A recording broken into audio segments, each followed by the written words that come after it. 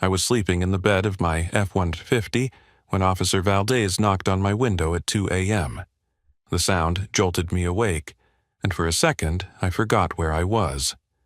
The Walmart parking lot. Tuesday night, or was it Wednesday morning now? When you're homeless, the days blur together like watercolors in the rain. "License and registration," he said, shining his flashlight through the fogged glass. I could see my breath in the cold Arizona desert air as I fumbled for my wallet. My back ached from sleeping on the metal truck bed with just a sleeping bag and an old moving blanket for comfort. This was my life now, at 49. Dale Hutchinson, former successful business owner, reduced to dodging police and parking violations. I handed over my documents, thinking it was just another ticket I couldn't afford to pay. The third one this week, maybe the fourth. Officer Valdez looked young, maybe 35, with kind eyes that seemed apologetic about waking me. He walked back to his patrol car, and I watched him in my side mirror, typing on his computer. Standard procedure. I'd been through this dance before, but something changed. I saw him lean forward, squinting at his screen. He typed something else, waited, then suddenly stood up straight. Even from 50 feet away, I could see his whole demeanor shift. He spoke into his radio, quick and urgent. Then he walked back to my truck, but this time his hand rested on his weapon. "Mr. Hutchinson, I need you to step out of the vehicle slowly," he said. His voice was different now. Careful, alert. "Keep your hands where I can see them." My heart started racing. "Officer, what's wrong? It's just a parking violation. I'll move the truck right now." "Sir, please step out of the vehicle." His flashlight wasn't aimed at my face anymore. It was aimed at my chest, tracking my every movement. I climbed out, my joints stiff from the cold, hands raised slightly. "What's going on?" Officer Valdez looked at me with an expression I'll never forget. It was fear mixed with confusion, like he'd stumbled onto something way above his pay grade. "Mr. Hutchinson, when I ran your license, something came up. There's a federal flag on your file from 1987. 1987? That's 37 years ago. I was 17 years old. He showed me his patrol car's computer screen, turning it so I could see. There it was, in red letters that seemed to pulse with urgency. Federal flag. Homeland Security notification required. Subject of interest. File date, 8/15/1987. Homeland Security wants your exact location, he continued. They're sending someone now. Sir, I need you to sit on the curb and not move. My hands started trembling as I stared at that screen. The date suddenly clicked in my memory. August 15th, 1987. The day my Uncle Roy died in that car accident. The same uncle who'd left me his old Chevy truck, the truck I'd used to start my landscaping business. But Uncle Roy had been secretive about his work, always deflecting questions, with jokes about government pencil pushing. As I sat on that cold curb, watching Officer Valdez pace nervously while we waited for whoever was coming, one thought consumed me. What had Uncle Roy been involved in? And more importantly, why had my ex-father-in-law, Gordon Prewitt, seemed so satisfied when he learned about my connection to Roy at a family dinner years ago? Roy Hutchinson's nephew, he'd muttered to his son Travis when he thought I wasn't listening. That explains everything. 20 minutes later, a black Suburban with government plates pulled into the parking lot. No sirens, no dramatic entrance, just the quiet arrival of something serious. Agent Deborah Kincaid stepped out, her badge reflecting the streetlight as she approached. She was all business in her dark suit, even at 2 a.m. "Dale Hutchinson?" she asked, though she clearly already knew the answer. "Son of Leonard Hutchinson, nephew of Roy Hutchinson?" "Yes, ma'am." She studied me for a moment, this middle-aged man in rumpled clothes who'd been sleeping in his truck, and something in her expression softened slightly. "Mr. Hutchinson, we've been looking for you for a very long time. Your uncle left something behind before he died, something of national importance. And I believe the reason you're sleeping in this parking lot instead of your home has everything to do with what he discovered 37 years ago."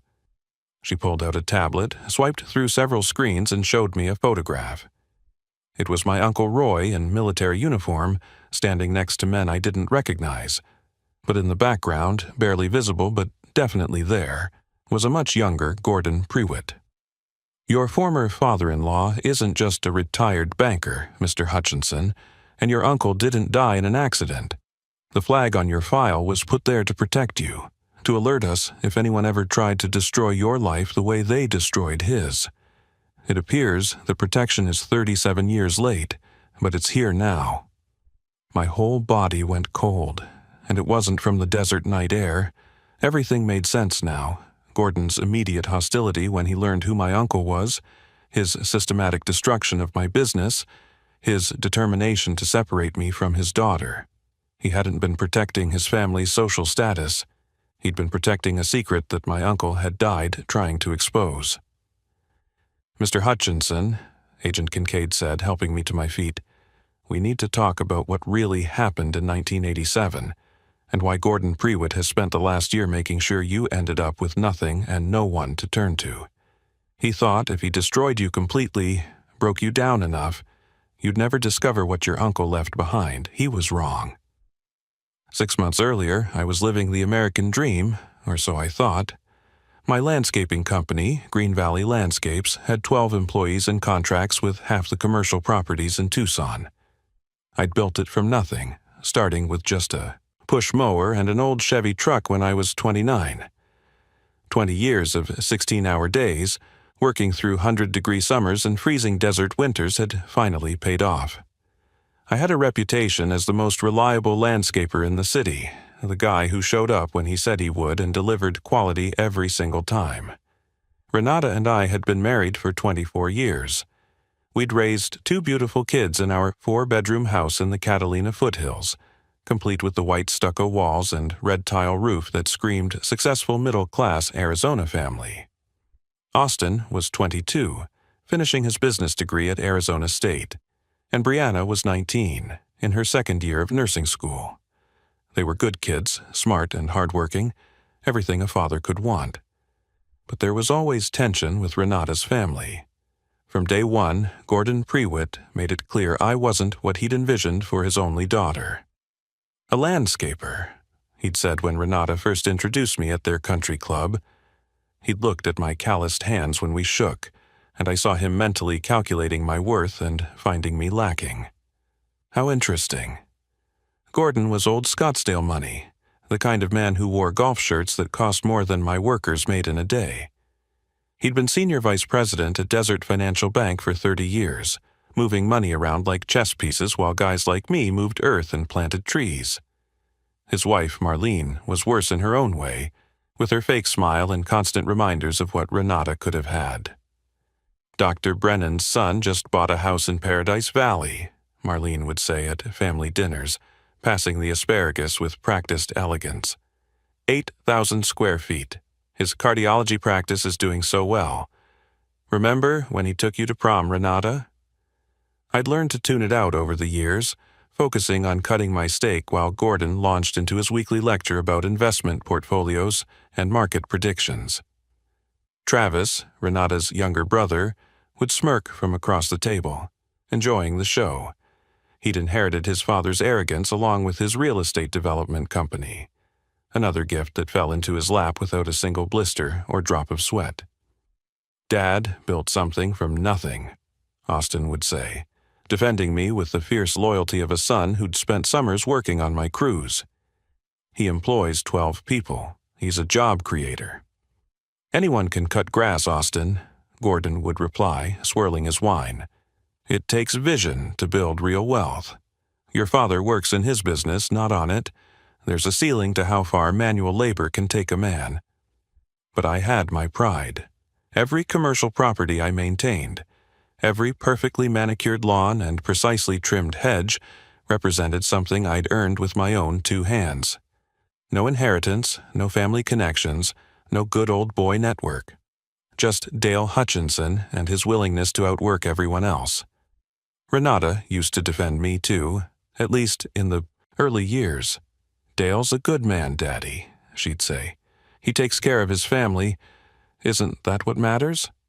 "There's taking care of a family, and then there's providing the life they deserve," Gordon would answer, his gray eyes cold as January. "You could have had so much more, sweetheart." The strange thing was, our life was good. We took vacations to San Diego every summer, had 2 reliable cars in the garage, and never worried about paying bills. I coached Austin's Little League team for 10 years and never missed one of Brianna's dance recitals. We had friends, barbecues on weekends, date nights at local restaurants where the owners knew our names. It was a real life, a solid life, built on honest work. But Gordon had planted seeds of doubt in Renata's mind, watering them with constant comments about what she was missing. Every family gathering became an exercise in subtle humiliation. He'd introduce me to his golf buddies as Renata's husband. He does lawn work. The same way you'd mention someone had a drinking problem. Marlene would seat me at the far end of the table during holiday dinners, physically placing me on the periphery of their family. The last normal day of my life was a Thursday in March. I'd just landed a contract to maintain the grounds at a new medical complex, my biggest deal ever. I came home with champagne, ready to celebrate. Instead, I found Renata sitting at our kitchen table with her parents, papers spread out in front of her. Gordon looked up at me with something I'd never seen in his eyes before. Victory. "Dale," Renata said, her voice strange and formal. "We need to talk about our future." Everything started unraveling the day Gordon retired from his position as senior vice president at Desert Financial Bank. It was supposed to be a celebration, his golden years finally beginning after 4 decades of moving money through the desert economy. But retirement gave him something dangerous. Time and purpose focused entirely on fixing his daughter's life. He began showing up at Renata's real estate office every morning with coffee and poison. "You're 47 years old, living beneath your potential," he'd tell her while reviewing her listings. "Look at these properties you're showing. Starter homes and rental units. You should be selling estates in Paradise Valley, not 3 bedrooms in Tempe." The sabotage started subtly. First, Travis called me into his downtown Phoenix office. He owned 7 strip malls across the valley, and Green Valley Landscapes maintained all of them. It was 30% of my annual revenue. Steady money I could count on. "Dale, nothing personal," he said, not meeting my eyes as he slid the termination notice across his glass desk. "Found a company that can do it for 20% less. You understand, it's just business." 20% less? I stood up, knowing exactly what this was about. "Travis, we've worked together for 8 years. My guys know every sprinkler head on your properties. Decisions made," he said, already checking his phone. "They start Monday." I lost $300,000 in annual contracts in one conversation. But that was just the opening move. Gordon's banking connections ran deep, and within 2 weeks my business line of credit was frozen for routine review. Desert Financial Bank had been my lender for 15 years, never missed a payment, perfect record. "I don't understand," I told the branch manager. "I've got payroll due Friday." "These reviews are standard procedure, Mr. Hutchinson. Should be resolved in 4 to 6 weeks. 4 to 6 weeks. I had 12 employees depending on paychecks, families to feed. I emptied my personal savings to cover 2 payrolls, maxed out credit cards for the 3rd, but by week 4, I had to start letting people go. "Miguel, I'm so sorry," I told my foreman, who'd been with me 8 years. "As soon as this banking mess gets sorted, you're my first call." "It's not your fault, boss," he said, but I saw the worry in his eyes. He had 3 kids and a mortgage. Meanwhile, Gordon was working on Renata with surgical precision. He'd bring by real estate listings for $1-million homes, casually mentioning how her friend Jennifer had just married a commercial developer. "Remember Nathan Wolcott from the country club?" he'd say. "His construction company just got the airport expansion contract. He asked about you the other day. Recently divorced, you know." Renata started coming home later, skipping dinners, avoiding conversations. She'd stopped wearing her wedding ring, claiming it interfered with her typing. When I confronted her about it, she turned cold. "Maybe Daddy's right," she said. "I've been thinking about this for years, Dale. You're a good man, but you'll never be good enough for this family. Look at our friends. Look at their lives. We're stuck in the same place we were 10 years ago." "Stuck? We're raising 2 great kids. We own our home. We take vacations. What more do you want?" "More," she said simply. "I want more." The divorce papers were filed 2 weeks later. The prenup Gordon had insisted on before our wedding was ironclad. He'd paid for the lawyer back then, told me it was just smart business to protect both parties. Now, I understood it was a trap set 24 years ago, waiting to spring. Without the business income and with my credit frozen, I couldn't afford a decent lawyer. Renata got the house, both cars, and primary custody. I got 72 hours to move out and supervised visitation rights that Gordon's lawyer friend made sure were humiliating in their restrictions. "Dad, why can't you just come home?" Brianna asked during one of our coffee shop visits, Renata waiting in the car outside. "It's complicated, sweetheart. Your mom and I just need some space." But Gordon wasn't done.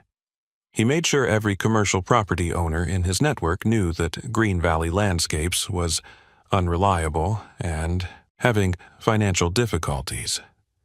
My remaining contracts evaporated. Within 4 months, I went from successful business owner to sleeping in my truck, showering at the YMCA, and moving between parking lots to avoid police attention. The final humiliation came when I confronted Gordon outside his country club. "You did this," I said.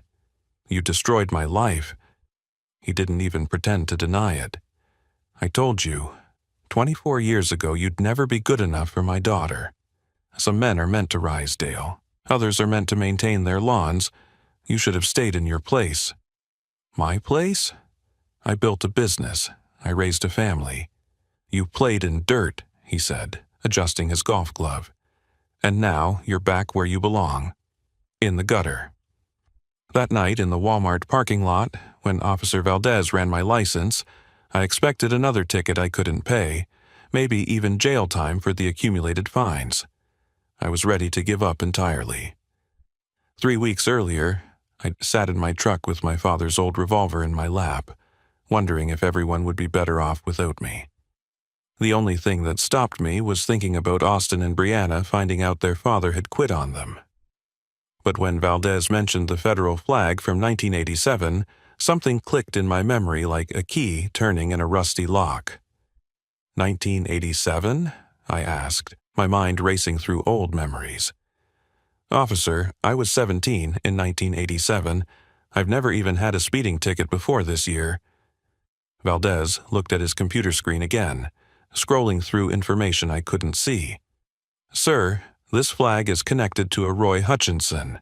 Relation?" "My Uncle Roy." The name hit me like ice water. He'd died in August 1987, leaving me his beat-up Chevy truck, the same truck I'd used to start my landscaping business. But Uncle Roy had always been mysterious about his work, deflecting questions with vague comments about serving his country in ways most folks wouldn't understand. "He was my uncle," I said slowly. Pieces of a puzzle I didn't know existed starting to form. "Died in a car accident that year. Single vehicle, hit a tree on a straight road." "Mr. Hutchinson, I need to make a call," Valdez said, stepping away from my truck but keeping me in sight. I watched him speak urgently into his phone, his free hand gesturing as he explained something. 20 minutes later, the black Suburban arrived. Agent Deborah Kincaid was nothing like the federal agents you see in movies. She was calm, methodical, and treated me with unexpected respect despite my current circumstances. "Dale Hutchinson? I'm Agent Kincaid with Homeland Security. We've been looking for Roy Hutchinson's next of kin for 37 years. She pulled out a tablet, entering passwords and navigating through secured screens. "Your uncle wasn't just military intelligence, Mr. Hutchinson. He was part of a classified operation that uncovered a major Soviet spy ring operating through American financial institutions in the 1980s. Soviet spies in Arizona? Not just Arizona, nationwide. They were using banks to launder money and steal financial intelligence. Your uncle identified the network, documented everything. He was 2 days away from testifying to a federal grand jury when he died in that accident. She handed me the tablet, showing declassified documents with heavy black redactions. But what remained visible made my blood run cold. Photos of bank executives meeting with known Soviet operatives, financial records showing suspicious transfers, and there, in a list of suspected but never proven collaborators, was a name that jumped off the screen: Garrett Prewitt, Gordon's father. "Your uncle died before he could testify," Agent Kincaid explained. "But he was smart. He knew they might come for him, so he hid evidence somewhere. The flag on your file was to alert us if any of his family ever surfaced in the system, especially if they were in distress. The theory was that if the network was still active, they might try to neutralize any potential threats." "You think Gordon knew about this?" I asked, though the answer was already forming in my mind. "Mr. Hutchinson, when did Gordon Prewitt first learn you were Roy Hutchinson's nephew?" I thought back, remembering a dinner party 5 years into our marriage. Gordon's father, Garrett, was still alive then, in his 80s. When Renata mentioned my uncle had left me my first truck, Garrett had gone pale. "Roy Hutchinson from Fort Huachuca?" he'd asked. When I confirmed it, he'd whispered something urgently to Gordon, who'd looked at me differently from that moment on. "About 19 years ago," I said. "His father was still alive. They both acted strange when they found out." Agent Kincaid nodded, like this confirmed something. "We believe Gordon has spent years trying to find out what you might know or what Roy might have left you. When he couldn't find anything, he decided to destroy you instead, make sure you'd never be in a position to discover anything." "But I don't know anything. Uncle Roy never told me about any of this." "That's what we need to find out. Your uncle was brilliant at hiding things in plain sight. He left you his truck for a reason, but there's something else, something he hid that we've never been able to find. We think Gordon's recent escalation, this systematic destruction of your life, means he believes you're close to finding it, even if you don't know it yourself." She stood up, offering me her hand. "Mr. Hutchinson, we need your help. Help us find what your uncle hid, and we'll help you get your life back. More importantly, we'll expose what Gordon Prewitt and his family have been hiding for 40 years. For the first time in 6 months, I felt something other than despair. It was purpose, mixed with the growing realization that my uncle had been trying to protect me all along, even from beyond the grave. The next morning, Agent Kincaid and I drove to my father's house in Phoenix. Dad lived in the same ranch-style home where I'd grown up, still maintaining it perfectly despite being 74. He'd kept Uncle Roy's belongings in storage all these years, boxes stacked in the garage that I'd never bothered to examine. "Roy was paranoid those last few months," Dad said, pulling dusty boxes from metal shelving. "Kept saying someone was following him, tapping his phone. I thought it was the stress from his government work. We spent 3 hours going through everything: military uniforms, old photographs, letters from his army days. Then, in a battered army footlocker, Agent Kincaid found something unusual. The bottom seemed too shallow compared to the exterior depth. "There's a false bottom here," she said, running her fingers along the edges. She pressed a corner and a panel popped up, revealing a hidden compartment. Inside were microfiche slides, the old kind libraries used to use, along with a leather journal wrapped in plastic. Agent Kincaid held the first slide up to the light, and even from where I stood, I could see they were bank documents. "This is it," she breathed, her professional composure cracking. "Your uncle documented everything: financial transfers, meeting notes, photographs." She set up a portable microfiche reader from her vehicle, and we huddled around it in Dad's kitchen. The documents were damning. Garrett Prewitt hadn't just been a suspected collaborator. He'd been a key player, using his position at Desert Financial Bank to move Soviet money through legitimate businesses. The amounts were staggering. Millions of dollars flowing through accounts, funding intelligence operations across the Southwest. Then she showed me a photograph from 1986 that made everything clear. It showed a young Gordon Prewitt, probably 30 years old, shaking hands with a man Agent Kincaid identified as Dmitry Volkov, a known Soviet intelligence officer. In the background, Garrett Prewitt watched approvingly. Another photo showed Gordon at a banking conference in Mexico City, exchanging briefcases with the same man. Gordon wasn't just protecting his father's reputation, Agent Kincaid explained. He was an active participant. When his father retired, Gordon took over the network, modernizing it for the post-Soviet era. They shifted from espionage to money laundering for Russian oligarchs. The journal contained my uncle's handwritten notes, detailed observations of the Prewitt family's activities. One entry from July 1987 stood out, "They know I'm onto them."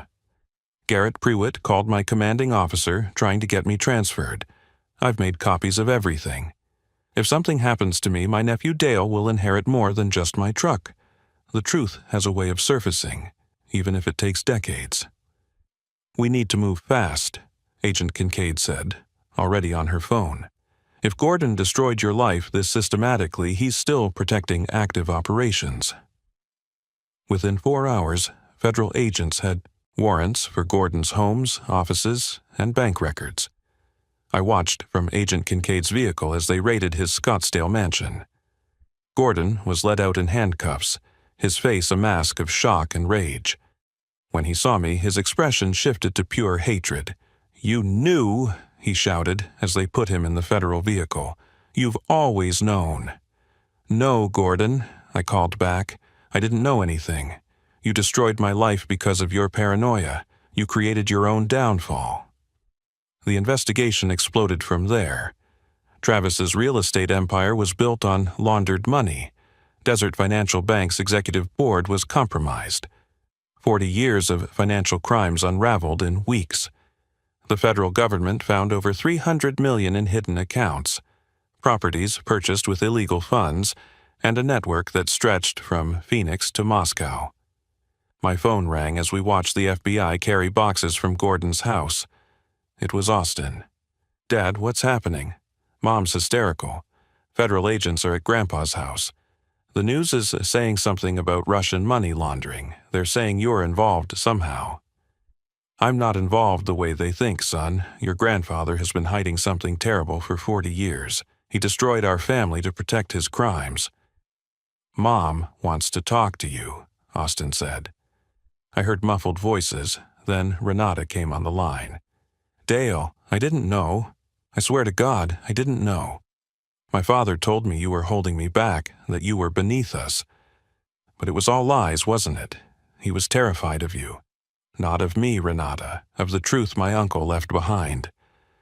She was crying now, the kind of deep, shaking sobs I'd only heard once before, when her mother had cancer. "I threw away our marriage for a lie. I let him poison me against you. Dale, our whole life was real, and I destroyed it for his approval." Agent Kincaid tapped my shoulder, showing me her tablet. The government had just frozen over $50 million in Prewitt family assets. My father-in-law's empire, built on blood and betrayal, had collapsed in a single day. Gordon Prewitt was sentenced to 15 years in federal prison for financial crimes spanning 4 decades. The judge called it one of the most extensive money laundering operations ever uncovered in Arizona.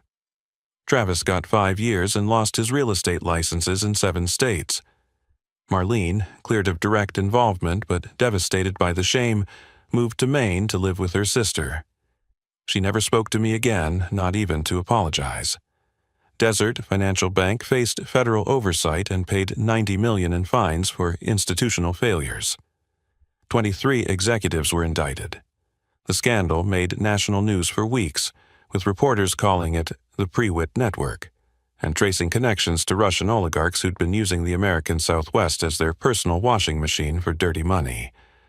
The government's witness protection program offered me a substantial reward for the recovered documents, $2 million, plus another $1 million from the seized assets as restitution for the deliberate destruction of my business.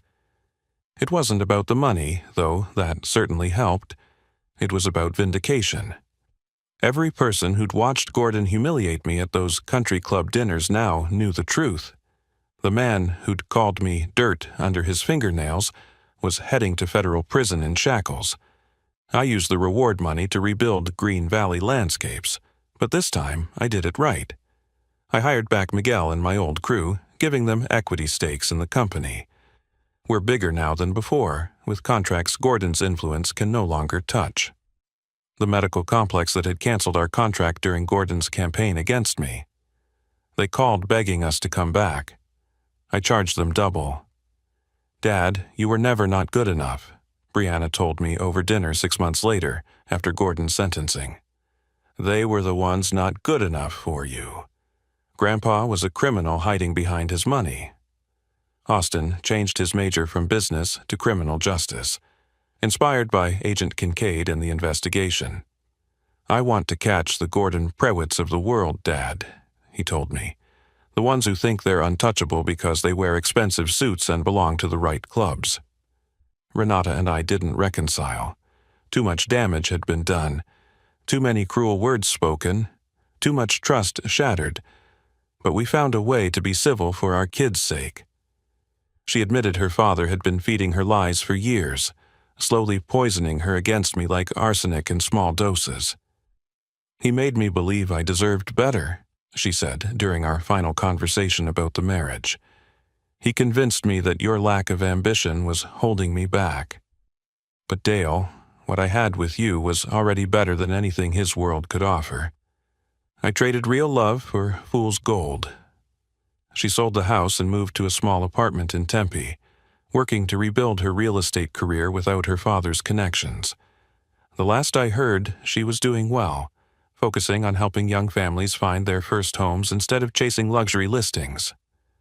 Officer Ramon Valdez and I became unlikely friends. We meet for beer once a month at a sports bar downtown. "You know, Mr. Hutchinson," he said one evening, "that night I pulled you over, I almost didn't run your license. Something told me to check. Maybe it was instinct, maybe it was something else. That something else might have been Uncle Roy watching over me. I'll never know for sure, but I like to think he was waiting all those years for the right moment, for justice to finally come calling.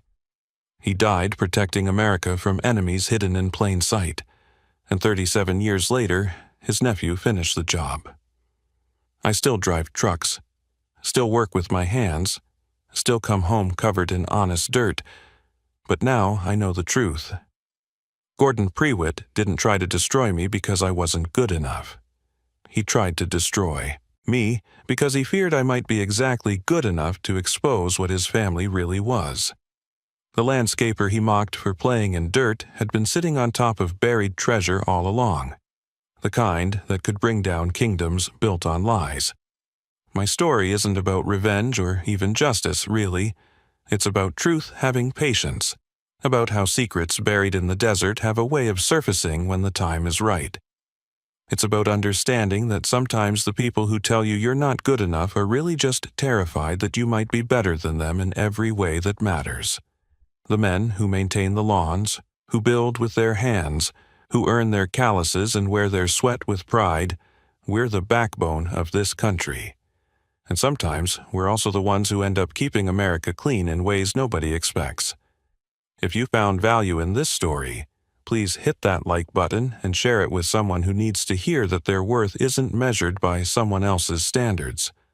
Drop a comment below about a time when someone underestimated you, and don't forget to subscribe to the channel for more stories of ordinary people facing extraordinary circumstances.